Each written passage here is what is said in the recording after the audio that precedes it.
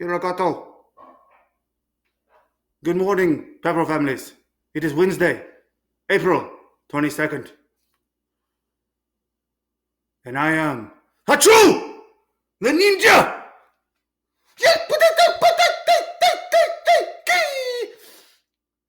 From the dojos of Mortal Kombat and the dojos of Shinobi! We have a great show for you, Pepperell families. But first, let's dance to one of my favorite.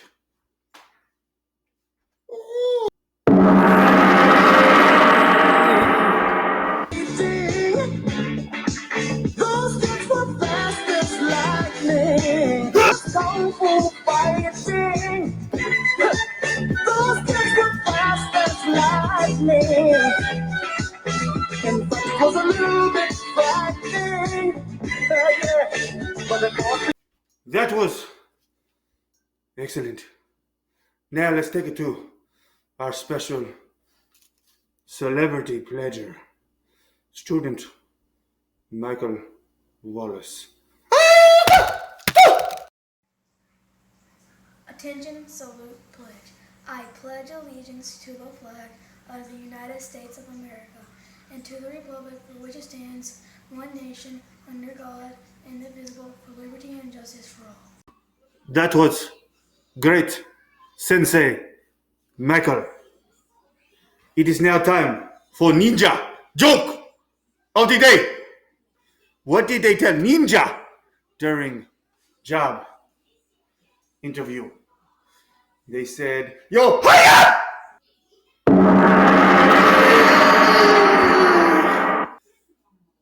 Now it is time for a wonderful teacher to tell an ELA tip of the day. Miss fellow ninja Emma Horn.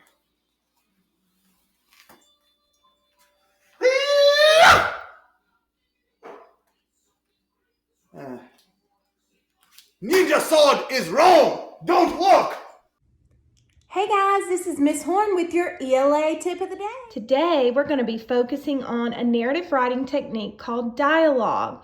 A lot of us have heard that, but do we realize that there's multiple types of dialogue? That's what we're going to figure out today. Remember, when we write stories, we bring the characters to life. We want them to have conversations that sound real and that flow. And it's just like if we were telling a story or having a conversation with a friend. We want our characters to sound that way too. So how many of you have ever been sitting there and you have a story you want to tell? Maybe it's what you did over the quarantine and you come back and you're so anxious and you're going to want to tell a friend that.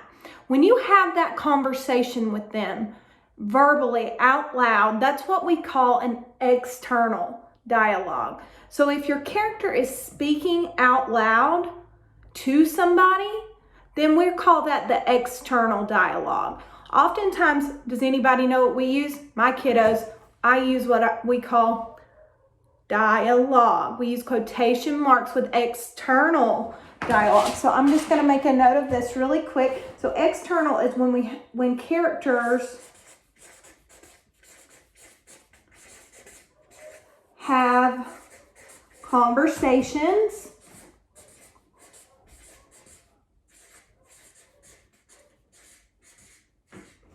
out loud. with others. And they use quotation marks.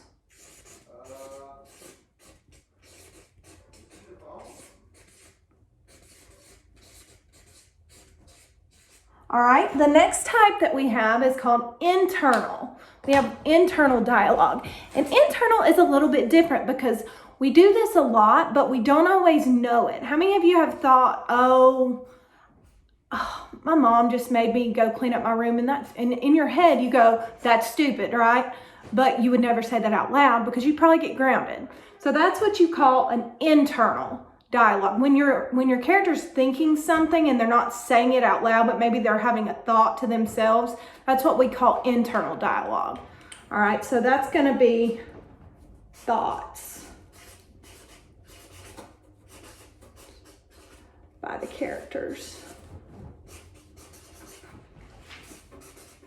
They don't want anybody else to hear them.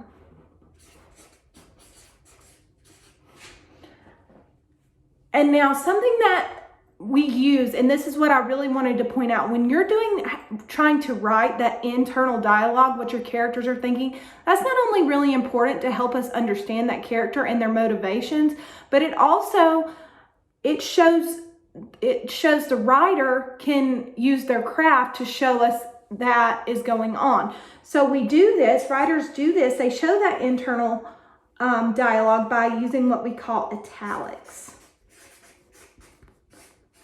Does anybody know what italics is?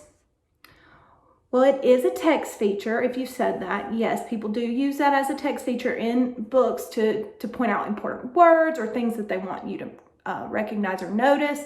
Italics are slanted words. So if I write, I'm going to cross this out and I'm actually going to write italics in italics. See how it's kind of slanted? It kind of looks like it's falling, and that's probably not the best case, but if you are on a Google Doc and you go up, you know how you have the little bold symbol, it's like a B, and then there's an I and it's crooked? That's what italics means. Or if you're trying to type in italics, that's what you would click to be able to do that. All right, so I'm just going to give you a quick example. So let's look at that. My lizard's going to be my character since I'm using him to prop me up to see this video. So we're going to write our sentences using our examples about the lizard, or the bearded dragon, should I say. His name's Yoda, in case you were wondering. So my external example, we're going to say, I know that he cannot talk, right? But if this was a fictional narrative, then we could make him talk because it's imaginary and we can make animals come to life. So I'm going to say, Yoda said,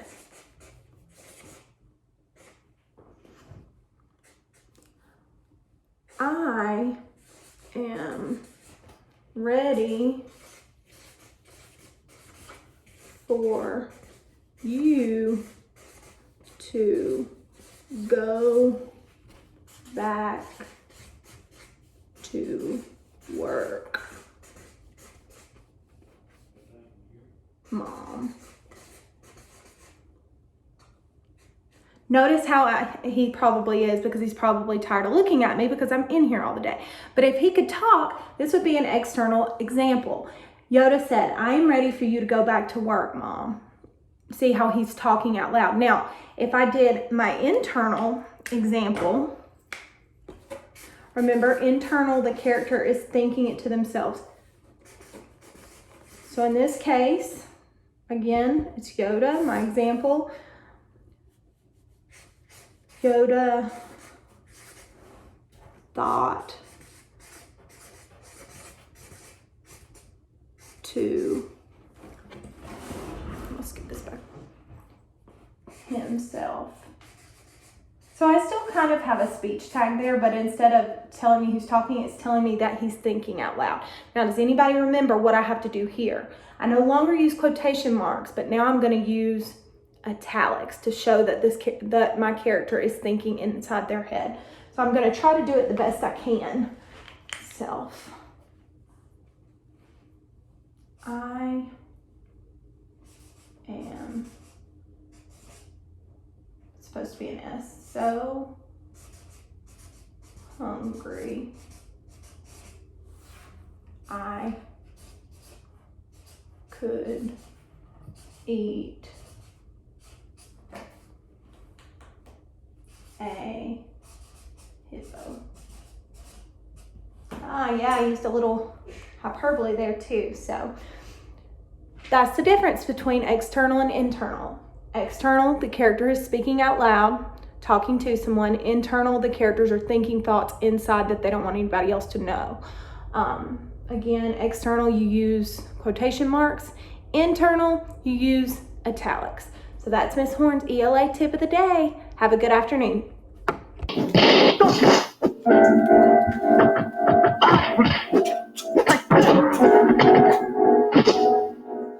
This was a fabulous show. Before we go, I'd like to show you Ninja Star and how to throw Ninja Star. Hey! Alright, we are here with demonstration of Ninja Star. Only Ninja, 100% accurate when star throwing.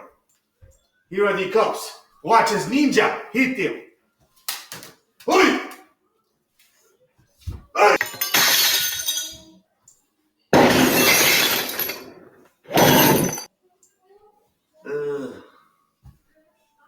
Ninja got to vanish like ninja.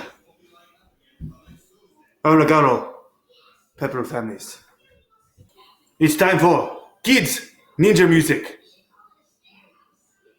It's been a pleasure, Pepperell families. Hiya! Not giving up. Thank you all for sharing the love. Fighting, 'cause you gotta believe it. Try to do it like a ninja, ninja, ninja, ninja.